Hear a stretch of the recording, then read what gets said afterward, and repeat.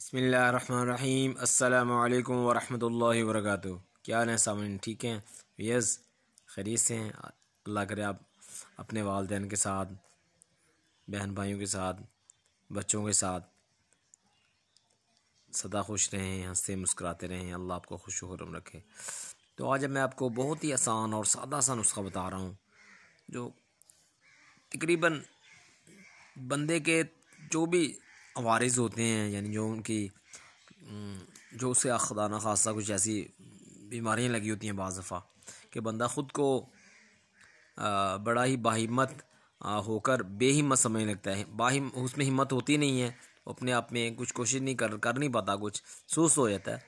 उसके लिए बड़ा ही शानदार और आसान नुस्खा है, हर कोई इंतहाई आसानी के साथ बना सकता है। तो आपने मलट्ठी का नाम तो सुना होगा। मलट्ठी आजकल वैसे भी नज़ले ज़ुकाम का भी मौसम है, तो मलट्ठी आप ले लें। 100 ग्राम ले लें, 50 ग्राम ले लें, जितनी चाहिए आपको ले लें। 100 ग्राम ले लें या 50 ग्राम, उसको अच्छी तरह बारीक कर लें, बिल्कुल सूफ बना लें उसका। और सूफ बनाने के बाद जनाब आप उसको जो फुल साइज़ कैप्सूल होता है उसमें भर लें। सुबह दोपहर शाम खाना खाने के बाद जनाब इसको इस्तेमाल करें। ये तमाम जो अमराज हैं, जो भी आपको लगते हैं, तो उनके लिए बेहतरीन टॉनिक है। बहुत ही अच्छा और शानदार नुस्खा है। तो इस नुस्खे को इस्तेमाल कीजिए, मुझे दुआओं में याद रखें। बस।